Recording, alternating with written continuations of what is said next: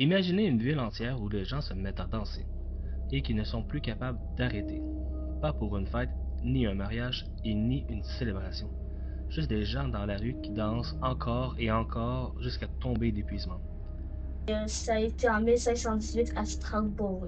Et qu'est-ce qui est le plus fou, c'est pas une histoire d'horreur qui est pas vraie, c'est vraiment une vraie histoire historique. Des groupes de personnes qui se mettent à danser de façon incontrôlable pendant des heures, parfois pendant des jours.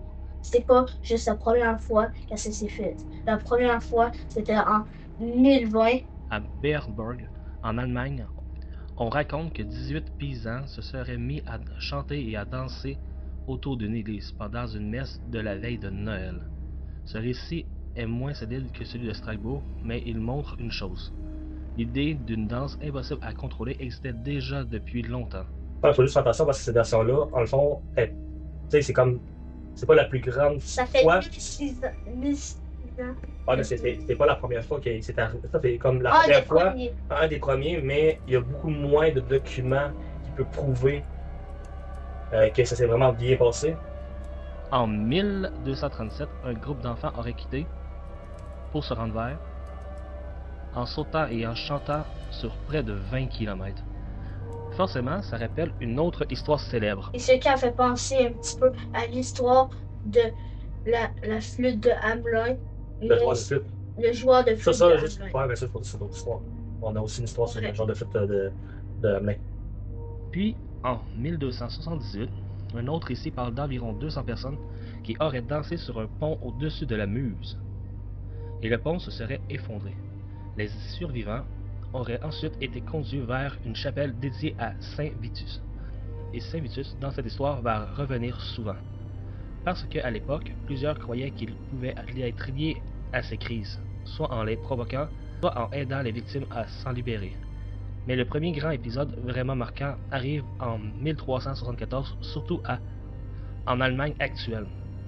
Cette fois, ce n'est pas une petite histoire isolée, le phénomène se répand. Il veut dire c'est tout dans un pays, et là, ça a même dépassé le pays où ça l'a. Ah, ok. Dans le fond, avant, c'était comme concentré plus dans un pays, puis là, ça a comme sorti du pays. Ouais, juste en Italie. Des cas sont rapportés en Cologne, en Flandre, à Metz, à Strasbourg, au Luxembourg et même jusqu'en Italie. Là, on ne parle plus d'une seule ville, on parle d'une vague européenne. Donc, quand Strasbourg est frappé en 1518, ce n'est pas le début de l'histoire. Si vous demandez pourquoi c'est vague européenne, c'est parce que toutes ces épidémies, les épidémies et même la grosse, viennent en Europe. Nous sommes maintenant à Strasbourg, en été 1518.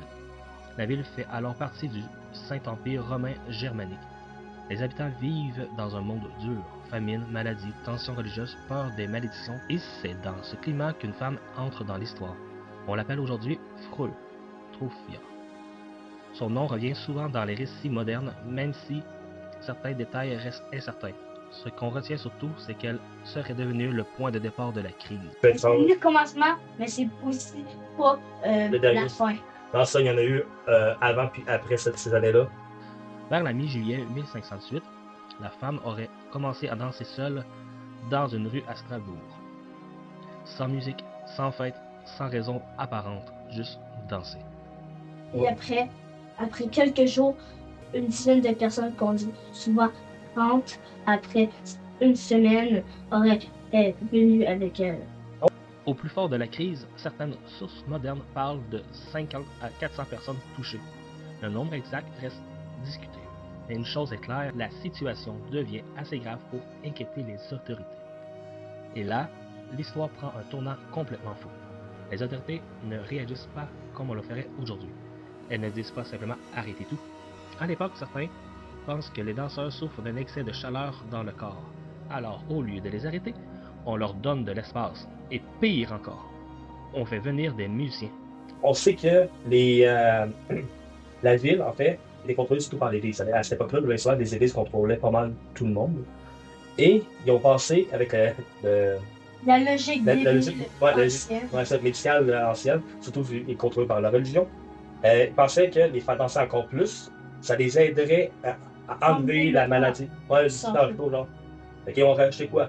Des musiciens. Ils ont fait même une place pour que le monde danse plus. Ouais, une grosse Donc, force. qu'est-ce que ça a fait?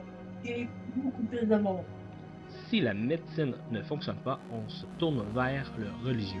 Les danseurs auraient été dirigés vers le culte de Saint Vitus.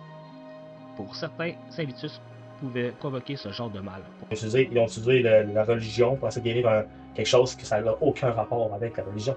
Donc, ils ont juste empiré encore une autre fois le phénomène encore pire. Si cette danse venait d'un mal spirituel, il fallait la traiter comme une malédiction. On dit que chaque jour, il y avait au moins 15 personnes qui ont perdu la vie. Mais ce chiffre n'est pas vraiment certifié. Alors pourquoi tout ça s'est produit? Pendant longtemps, une hypothèse populaire parlait d'ergotisme. C'est une intoxication liée à un champignon qui peut pousser sur le seigle. L'idée est intéressante, mais elle explique mal comment un groupe entier aurait pu danser aussi longtemps de façon aussi collective. La question pour se poser, c'est si vraiment c'est un champignon qui a poussé sur le seigle, pourquoi c'est juste une infime partie de la population qui ont été intoxiqués?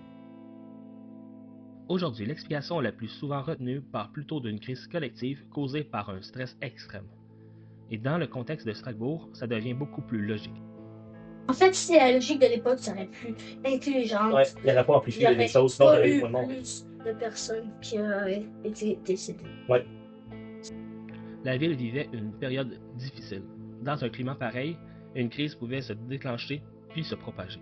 Pas comme une maladie normale, plutôt comme une peur qui contamine les esprits.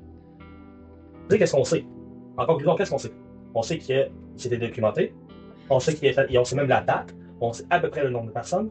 Et aussi, on sait que c'est pas juste la seule fois, mais ça s'est arrivé dans d'autres villes et même d'autres pays. N'oubliez pas de vous abonner, liker cette vidéo et actionner la cloche de notification. Merci beaucoup et bye bye bye!